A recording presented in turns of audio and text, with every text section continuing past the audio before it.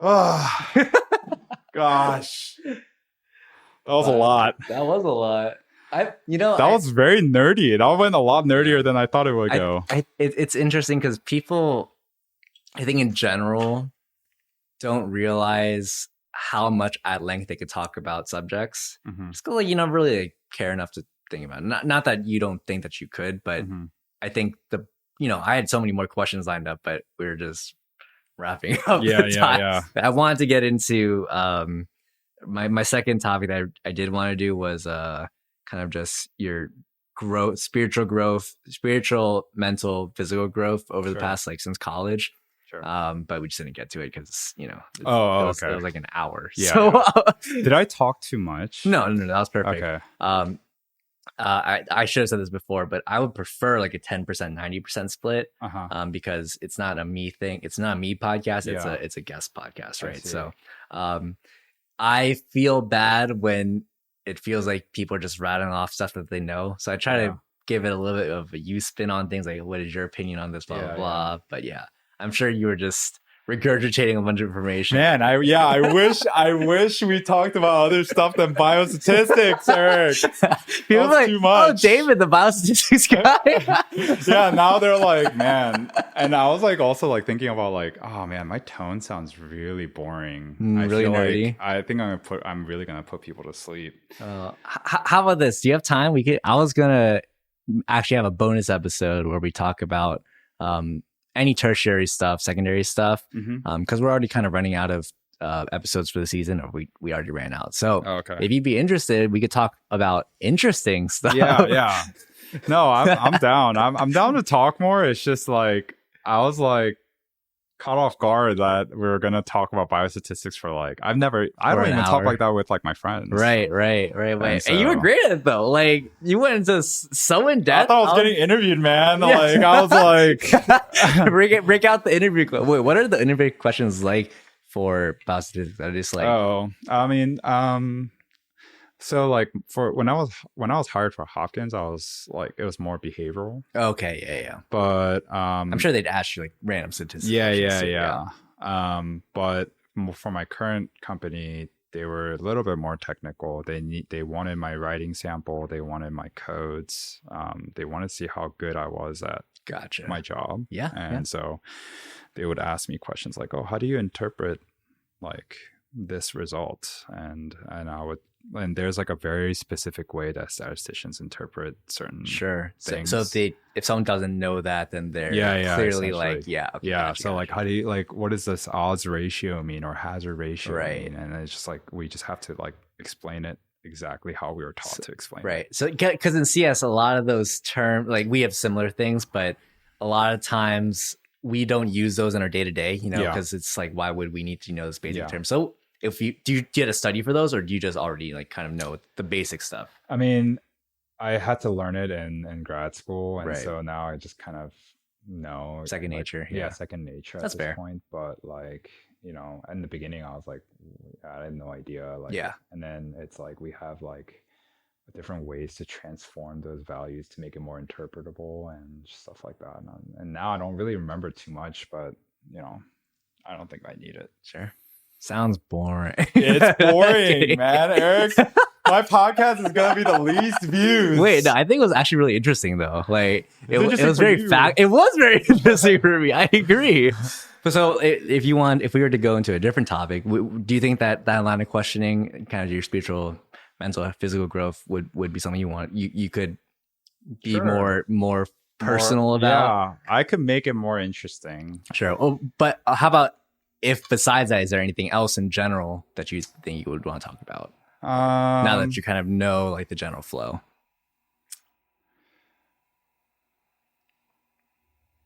No. I mean, like, personally, I like when, like we get really personal. I mean, that's how I like having conversations. Sure. What I hate is not hate, that's a strong word. What I don't prefer as much is like very like superficial. Right. Yeah. Like how's the weather? What do you do for work? Blah, blah. Like, stuff like that. And so I like being pretty open about my life. Although, like, I don't know how people will take it, but Sure. I mean, I've had some pretty traumatic experiences too that I could talk about. Sure. Stuff like that. Well, So let's delve into that then. That sounds like a great second podcast topic. So just jumping right into it. Let's see. Let me collect. How has your spiritual perspective evolved or deepened maybe since your college times? yeah, I mean, growing up, like I've always went to church. My family, grew up from well, actually, no, my dad was a Buddhist when he was younger, but eventually he came to Christ, way before I was born. And my mom also. Was this when they were in the States? Yeah, I think so. Yeah. Yeah. So they actually met in the States. They met in Ohio. And there's like a small, group of Koreans and they just kind of. Gotta imagine it's pretty small. Yeah. In Ohio in the 70s probably? 60s? Yeah. 70s. Yeah. 70s, maybe 80s. Sure. If anything. And it's funny, like, they met actually playing, that red card game Ghost Off. That's how they met.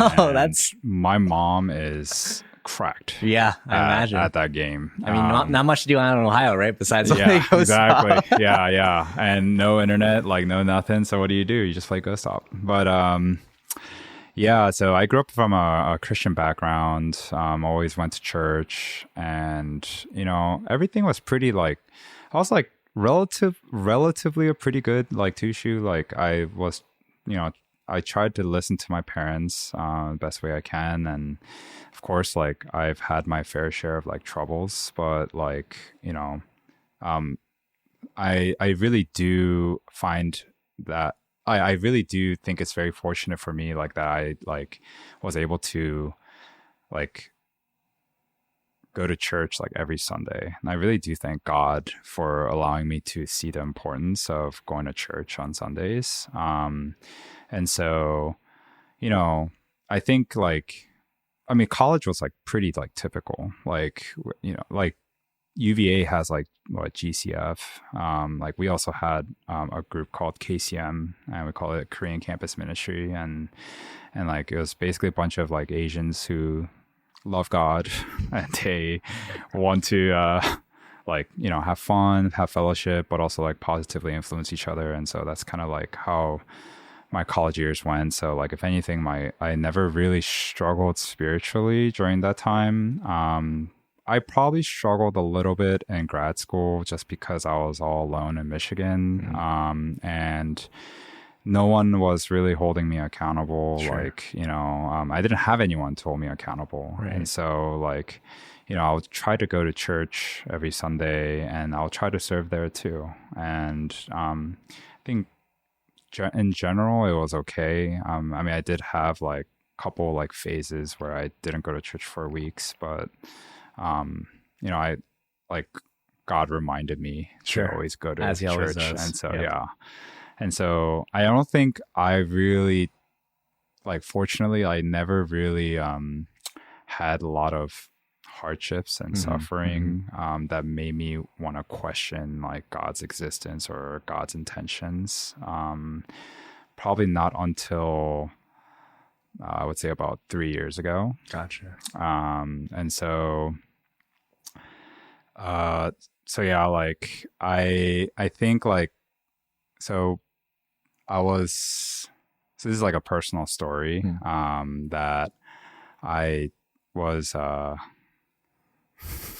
sorry, I don't know if I'm trying to figure out what's the best way to phrase it, but, yeah, so like I was actually like in a relationship at the time, and I was in a relationship with this person for about 6 years, and, I think at a certain point, I really thought that like, she was like my future and that like, I wanted to pursue something more with her than just a relationship. And so I would say that probably happened around like 2017.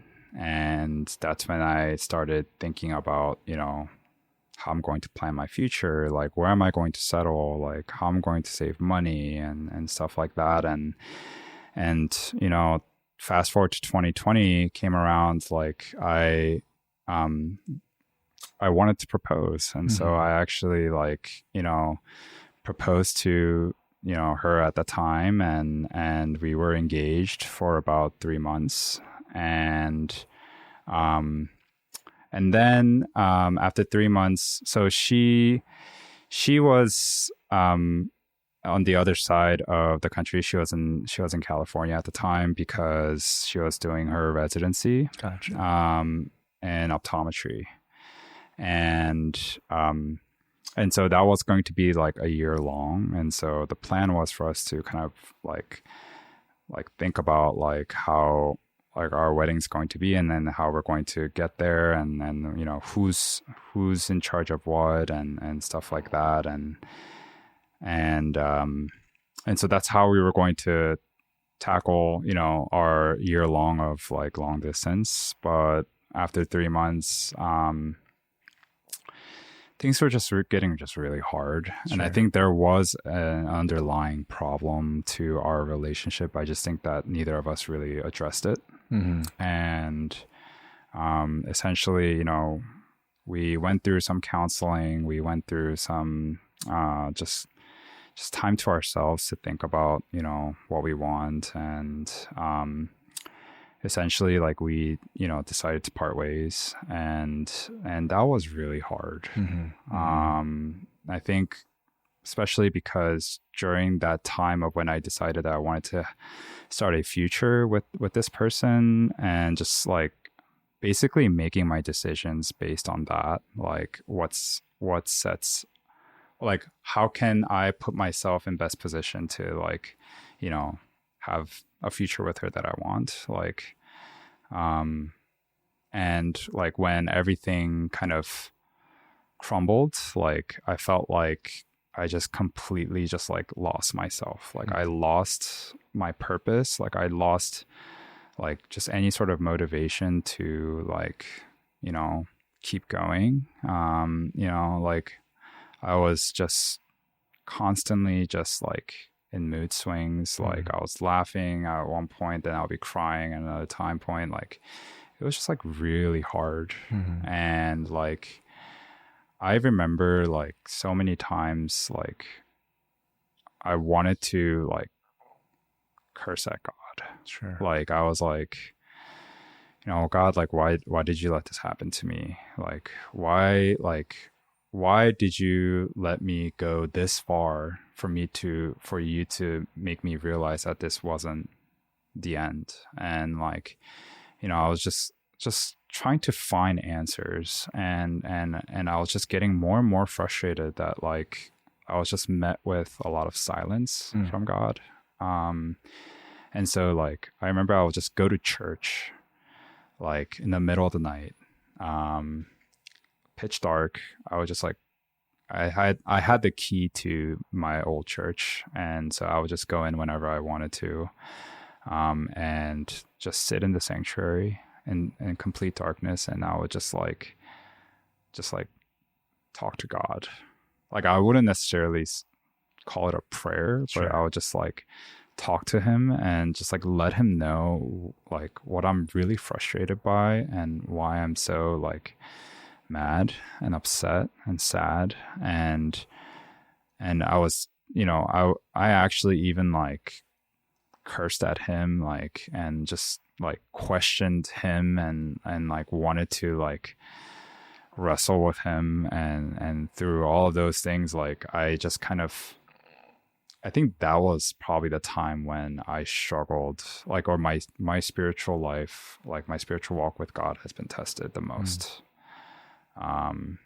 Like even like, Pastor Brian, like he would try to explain to me, like, or try to tell me that everything's going to be okay. And I just couldn't believe anyone. Like, I'm just like thinking to myself, like, no, it's not gonna be okay. I'm like doomed. Like this is like I'm like screwed essentially.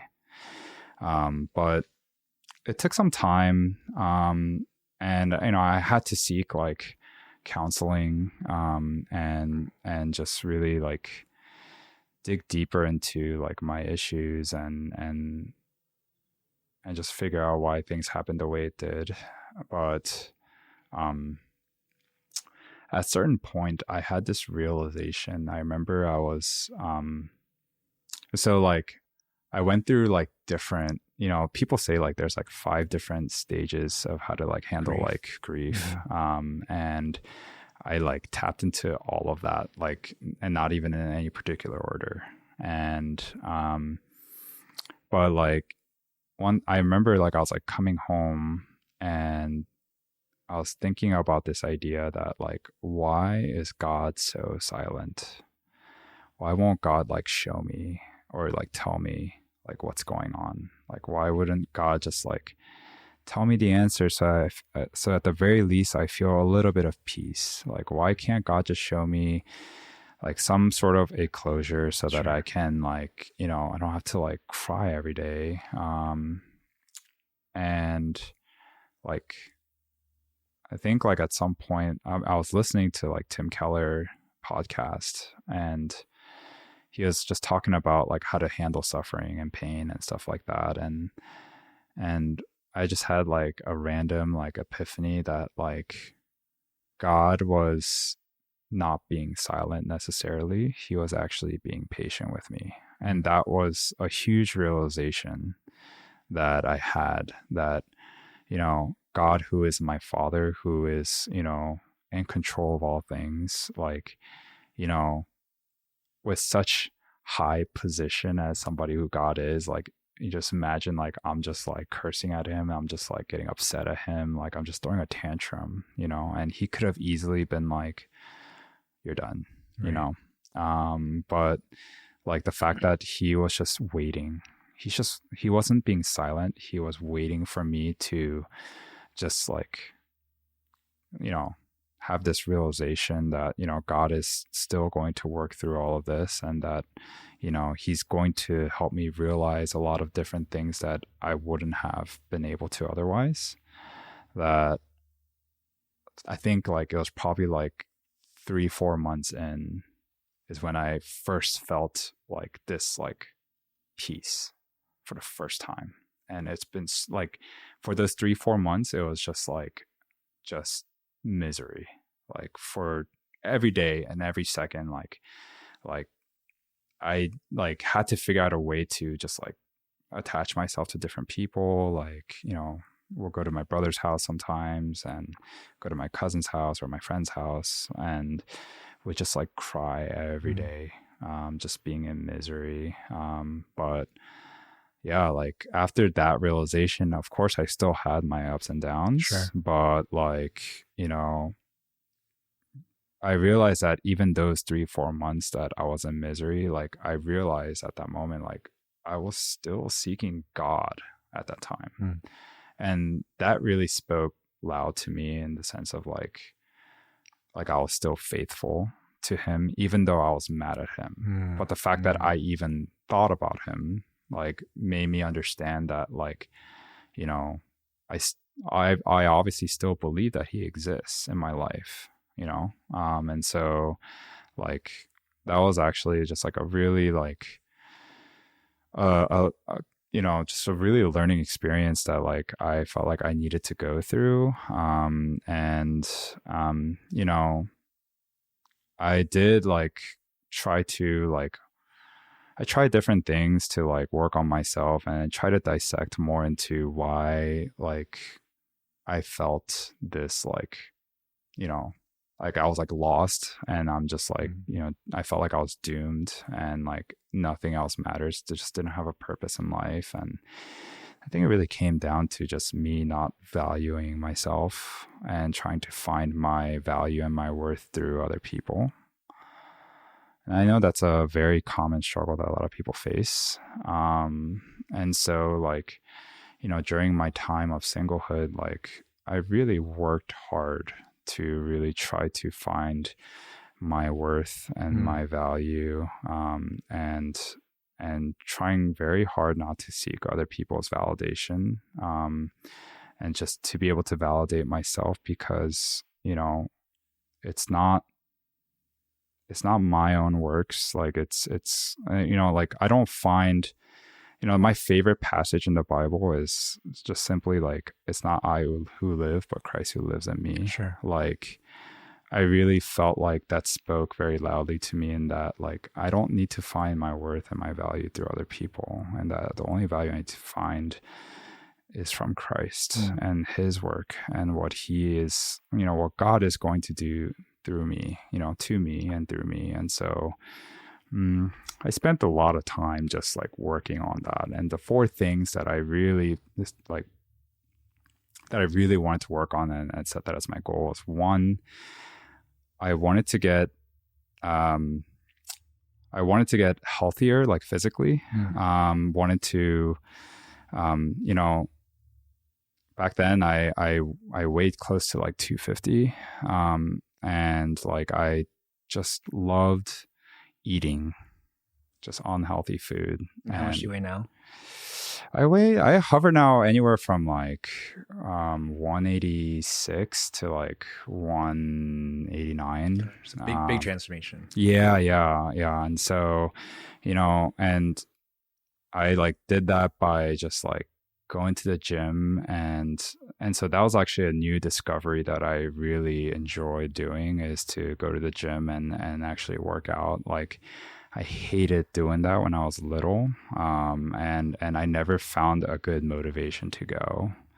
But I think after what I've been through, like I realized that one thing I needed to figure out was, how do I spend time alone? Because I was always just attaching myself to other people, and I knew that wasn't sustainable. And so I was trying to think about what's the best way to spend time alone. And I thought about, you know, going to the gym and like work out and, you know, just, I was able to find that very like stress relieving. And it was just like a healthy way of relieving stress mentally. And so I think that's why I started like getting more into it. Sure. And then the body recomposition started to kick in, but I didn't even notice that I was like losing weight, or just like, you know, the body transformation thing. Like I was not able to really see that, because I was just so focused on trying to get better mentally.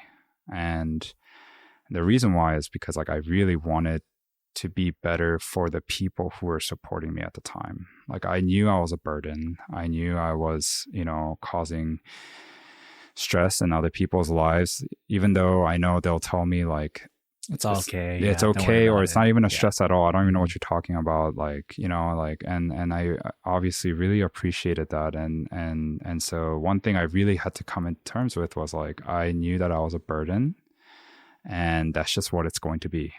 In order for you to get through what you have to get through. But your responsibility is to make sure that you are trying to better yourself as quickly as you can, so that you don't need to rely on them. And so the whole gymming thing really came into play when I started thinking about it from that perspective. Second thing was like, I wanted to like be more independent mentally, and like not really wanted to rely on other people for anything, for my own happiness or whatever. And so like, you know, and for that, like I really wanted to just be more like reliable, and be more stable of a person. And I thought like, I really wanted to move out of my parents' place, because I realized I was like depending on my parents way too much for whether that is like food, like clothes, like, and there's like, I was like a little kid, you know? And so like everything was figured out for me, but I really wanted to do that myself. And I was at an age, I was like, it's like embarrassing to say, but I was like 28 at the time. And I really wanted to like, you know, venture out on my own, which is why I moved down here to Arlington. And so like, I wanted to be more stable. And the third thing was just like I wanted to really work on my spiritual walk with God and just be able to grow in that sort of way.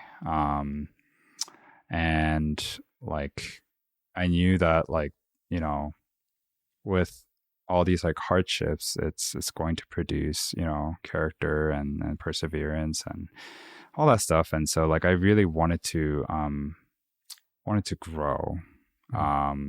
And so that's obviously that's an ongoing journey that, you know, I'm going to keep going, I guess. Sure. Still like trying to think of the last one, but I forget. But anyway, I like, you know, these are the things that I really worked a lot on for, you know, as long as I was single. And I really do thank God for allowing me to be where I am today through all of this. And I think one of the biggest blessings I learned was that like he really demonstrated that he was always faithful and he was always by me, even though I may not feel it. Like it's not that he wasn't there, it's just my inability.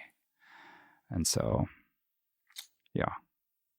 So I noticed that, you know, as you're saying how your get well plan, it was marked by a lot of intentionality. Do you think that intentionality was there before you had to go through all this, or do you think it was kind of in lieu of the pain that you're dealing with that you develop that level of independence and that intentionality and were able to kind of build that for yourself? Yeah, I mean, I would say it's more the latter. Honestly, like I think, and you know, it's funny because I was talking to my when I was getting counseling at the time, my counselor would ask me like, I would like just like vent, right? I would just like tell them like this and this and this happened, and I'm just like so frustrated. I'm so mad. I'm so sad. Like, you know, like I don't want to like keep going. Like it just sucks. And like, and then my counselor would just sit there and just like would listen very patiently, and he would just ask me like, oh, so like David, like just a quick question, like when's like the last time you've experienced like pain and suffering as something that is even close to this? Like when's the last time you experienced that?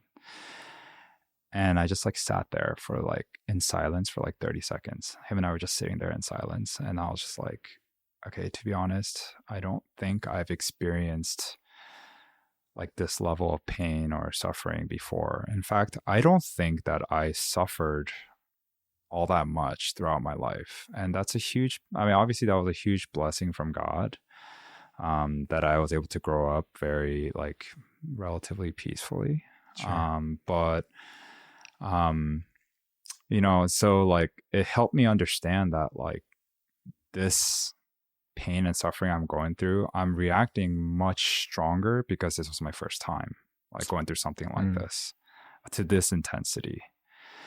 And so like I think from that I was able to kind of, if like after I was able to understand that, I think I was able to dissect a little into more about like what made me unhappy, like what made me sad, and like what is it about pain and suffering that made me so weak, and why am I so weak? And so like I think that's kind of like just going down that, you know, rabbit hole made me understand like ultimately like I need to be better. And another thing that my counselor asked me was like, I understand that you feel like, I mean, it sounds like what you're saying is that you don't really deserve this pain and suffering.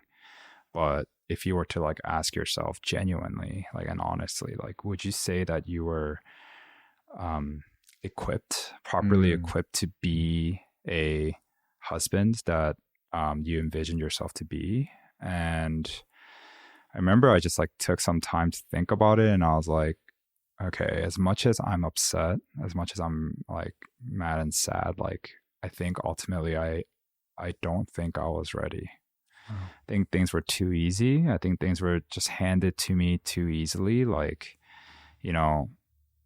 And so like I realized that like that's when I realized like God is putting these or he's letting these pain and suffering come into my life so that I can be stronger, and therefore my faith will be stronger for him, and be able to just grow from all this. And so I think that's what made me really think about like how to be more intentional with my life, and put more work into the things that I want to work on. And that it helped me realize that like the world doesn't evolve around you. Like the world's going to keep going the way it operates. And it's really up to you in terms of how you want to mold yourself into the society, and the decision. And that all comes with the decisions you make and the consequences that come from the decisions. And so, you know, I told myself, like, you can just choose to sit there and you can just sulk and complain like every day until you run out of things to complain about. Or like you can do something about it, and you can like take this experience and, you know, let it be a blessing to other people someday at some point. That like, you know, this is your story. This is a story that is going to, you know, hopefully like allow other people to see that God is truly faithful, and that he is working through every, you know, each and one of us. Although that journey may look very different from person to person. I remember like thinking to myself that like, I really want this pain and this experience to not go to waste and just be miserable every day, but rather like use this to kind of propel myself forward, and really understand like, you know, how God is working in my life. So do you think you would be able to have been able to get to where you are now without having to have gone through that pain and suffering over time, maybe? Or do you think that it was kind of necessary just knowing yourself? I'm not saying that it was a good thing, obviously, but, you know, just in terms of, you know, how you are as a person. Yeah, I mean, I've been asked this question a lot by different people whom I've shared this with. But I think my ultimate answer is that, so one, like, of course, I don't wish upon this to anyone. Sure. Like, even if somebody like, I mean, even if it's somebody I don't like, let's say, like, I wouldn't even wish that upon them. Right. And because it was just so excruciating.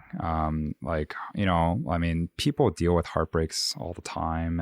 And so like, it's not, you know, uncommon, but like at the same time, like, I think my answer is just whatever had happened is what was best.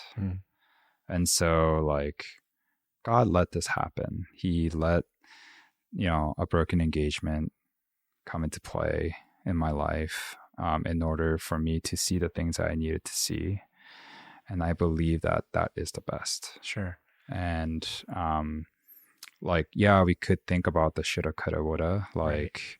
You know, I could have handled the situation much differently. I don't know. But at the end of the day, like, I think through this experience, like, I learned that, like, no matter what I do, no matter the decisions that I make, ultimately, like, God is in control, and that it's not going to, you know, no matter like what decisions I make, I feel like God will never let me deviate away from him, and that would steal his glory ultimately, because I think ultimately he cares about his glory the most. And we are just we are created for his glory. And so like, you know, as much as, I mean, I don't want to get too deep into this whole like free will, but like, I don't think I'm equipped to be able to argue about that. No, not that I'm equipped either, but like, I really do think that, like, you know, whatever decisions I make ultimately is what I'm trying to say is, no matter what decisions I make, it doesn't really matter, because like ultimately God is in control and he's going to take care of me. And so I think what had happened is what was best. And I don't think about what could have happened or what should have happened anymore. And that's kind of how I answer the question to everyone who asks me the same question. Yeah. It's kind of it happened, and you don't want to attribute like good bad to something that just an event, right? Yeah. It's life. As you said, it happened, and you can't take it back. You can't, and living in regret is kind of just unhelpful, I guess. Yeah. Right? So yeah. I'm very against like ruminating and feeling any sort of regret. Sure. I think I just have like a defense mechanism, or like a coping mechanism whenever I start to feel like, oh, I should have, but I'm just like, nope, like it happened, and let's just like move on. Life moves on. So yeah, I mean, I try not to think about that kind of stuff. Sure. So I noticed you said that you wanted to get a lot more, maybe not independent, but be able to be okay as an independent person. Do you think has that ever been taken too far? Do you think? Yeah, okay. Absolutely. I mean, like I think like us as humans, like we tend to like work as like a pendulum. Like if we're extreme on one end, then we tend to, and the moment we realize that needs a change, then we swing too hard on the other side. And so, yeah, like one of my friends actually asked me this question. He was like, well, it looks like you've like been working on the things that you said you wanted to work on. But has there been any like new challenges, like new demons that like you're facing like after going through all this? And yeah, I think I've dealt with, some struggles being almost too independent, just not making myself available for people. And that has definitely kind of, I had to make adjustments, and it was uncomfortable. Like it's like I did not want to feel any sort of dependency on other people. Sure. Like I was just so strong on that, and I was so stubborn about it. But just realizing that at the end of the day, like we need people. Like, right. God created people like to like help each other and to grow from and to learn from one another. And so like, just being able to understand that and being able to kind of make small adjustments in here and there. It's still a work in progress, I think. But yeah, I mean, yeah, there are definitely challenges of, trying to be okay being independent and not wanting necessarily other people's like help or anything like that. But I've got some great friends who remind me otherwise. And so, yeah. How does working with a counselor factor into your independence? Is it part of the independence, or do you think it's a little bit of a dependence? What do you mean? Like being dependent on a counselor? Oh, yeah. No, so I actually feel like, I don't know, like, I don't know if this is still the case, but I tend to think like the society kind of, or at least like Koreans specifically, tend to look at like counseling as like a taboo.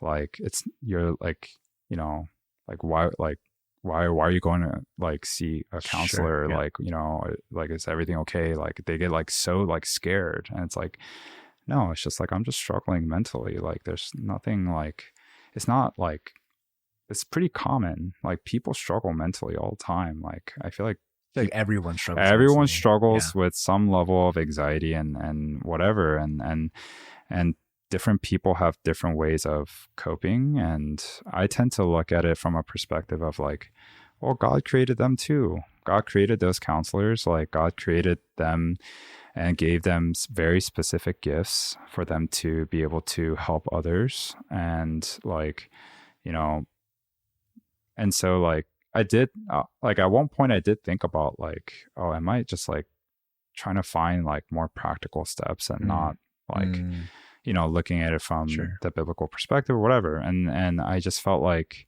at the end, the conclusion I was able to draw was like, well, God has put those people in my life to help me grow and be able to see, how his glory through that, that he has created something, someone beautiful with a lot of knowledge in therapy. And so, yeah. And so like, I really do think like I honestly think everyone should go seek therapy. That's Sure. my opinion. Um, but different people have different ways of Right. handling their hardships. So I understand. Right. Yeah. I'm a heavy proponent of counseling myself. I went for probably about a year or so, and Oh, wow. very helpful. At least for myself, it helped me figure out myself a little bit and figure out how to be independent, as you're kind of Yeah. saying as well. I think, as you're saying, at least try it out, right? Like, Yeah. there's no harm in trying it out. Well, I guess cost, but But also I feel like people feel ashamed Right. that they're going to seek help. But I'm Right. like, okay, are you ashamed of going to the hospital when you're sick? exactly. Yep. And it's like, I just feel like the society looks at mental health as such something secondary to your physical health. But I'm Sure. like, I mean, some people, like when they have like mental health like issues, like it actually affects them physically too. Like Mhm. biologically it affects Mhm. them, like, and so like, I just I wish like people like could see that and understand that mental health is just as important as your physical health. Right. Right. So Yep. Our co-host Huijin, she's actually a counselor too. So yeah, I'm aware. If only she were here. No, I actually kind of liken getting counseling to kind of working out your brain, like Mhm. like lifting, but instead, mentally. Yeah. you're figuring out how to do better at being independent, and Mhm. it's not that you're putting all that weight on the counselor. A lot of times they're trying to help you figure out for yourself Exactly. what you need to do, right? Yeah. They're not like telling you, oh yeah, you need to do this, and Yeah, this. yeah. So why do you think that? You're like, Mhm. oh, that's a great question. Like, Yeah. I don't know why. But like having the help of a professionally trained person who's had years of experience, like I feel like we'd have to be really arrogant to think that we could do everything ourselves without that, third party looking in and figuring out where our blind spots are. Because I'm sure, I know I have blind spots, and that's what I helped learn from going to my counselor. And I think everyone could at least be able to figure out a little bit more for themselves too. Yeah. And I just feel like, or at least for people who haven't gone to counseling or therapy, whatever, like I think their idea of what like therapy looks like is actually very different Right. than Yeah. like what we know. Like when we go see counseling, it's actually a lot different. It's like they don't give you the answers. Actually, they put you in position to be able to see clarity Sure. better. Like, because I think what it is, like you said, it's like a blind spot. Like it's just, everything is just like so cloudy, and I don't know where I'm like heading, like in terms of like finding solutions or answers to my problems. But like the therapist's not going to give it to you, like give you Sure. the answer, nor do they even know like Right. what the answer is. But they're just asking a lot of questions to help you think and help you understand. And it's kind of like ultimately at the end, the goal is for you to be able to answer the question that you've been wondering, like to yourself. Like you're able to come up with an answer to that. Right. Yeah. And it feels really rewarding when you're able to do that. You're like, Exactly. oh, like it's work. The thing Yeah. I've been trying to do is it's paying off. Yeah. Yeah. And so like, it's, you have to work for it essentially. Yep. And It's so- like going to the gym and finally be able to add 5 pounds your Yeah. way, No. So it takes time, but you know what? You get stronger every time you do it. So it's true. yeah. So, kind of going back to kind of your convictions that you were holding from the breakup and from all these, pain in your life. Do you find it difficult as time goes on? It's 3 years later. Do you find it you forget that you experience those pain? You find yourself regressing at all, or do you think you've been able to kind of maintain that trajectory going forward? You mean like in terms of the things I've been working on, or? Yeah. And Wow. in terms of that, plus, however more you grew from that. Yeah. I mean, I get surprised by like how much I still like enjoy, like, for example, like working out. Like I just came here from the gym. Like I wanted to get my workout in. Yeah. And it's now more like, I think what I find it fascinating is like how what it used to be was like for my mental stress, mental relief. Then it was about trying to like get in shape, like trying to look good or whatever, right? Now it's like it's just a lifestyle, like for me. Sure. Like I think I tend to like, there was a time where I stopped working out for maybe about like 2 weeks Mm-hmm. because of an injury, and also like I was just like really busy with work, and I just remember like I was just so miserable. Like I was like just like a zombie. Like my roommate Daniel, he knows this. Like I come out and I'm just like, I don't have anything. Like I'm not even shaved. Like I haven't taken a shower. Like I was just like grossed out. Like and I would just be like, just yeah, like I would just be in such misery. And the moment like I like was able to get some breather, and I got a chance to work out, there was just this like immense like just like relief of stress, and just like I felt so much better, that I realized like, oh, this has to be now part of my lifestyle, because if I don't now like go to the gym or whatever, like if I don't like work on myself, if I don't feel like I'm working on myself, then I think I still tend to get really down on myself. Gotcha. And I'm kind of like my own like worst critic when it comes to that. I think if anything, I need to be more gracious and more patient with myself, but I think I tend to be very hard on myself in general. And so, yeah, I mean, to answer your question, I feel like in some areas, yes, but in other areas, it naturally kind of gives. Like it's like, you know, I do think there is some leniency there, and I think, you know, that's just being human. Like when life just gets a little bit more comfortable, you just kind of tend to forget the things that we used to really care about. Sure. So Gotcha. So what are you trying to look for in your life right now? Well, what are your goals personally? that's a good question.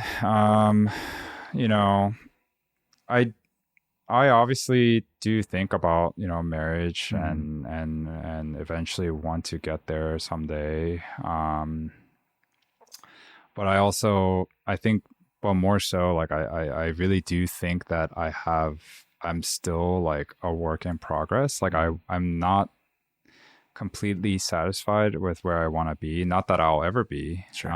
But I think I'm in this stage right now in my life where I'm just trying to learn a lot from different people, and I'm always curious about, you know, certain things that I may not have any knowledge in, and just trying to grow from hearing from different people's perspective, and whether and one thing I really do find like, or that I'm really proud about myself, is that I feel like I kind of carry that with whoever I meet. So it doesn't really matter like your any of your like demographics, like, you know, socioeconomic, age, whatever, like doesn't really matter to me. Like I'm always just trying to find a way to grow, because I have this understanding that everyone grew up very differently, and everyone has different background, and so like, you know, different upbringing. So like I want to learn other people's perspective in the hopes that I can have a broader range of understanding people. And so that's kind of like one thing that I'm like trying to be better at.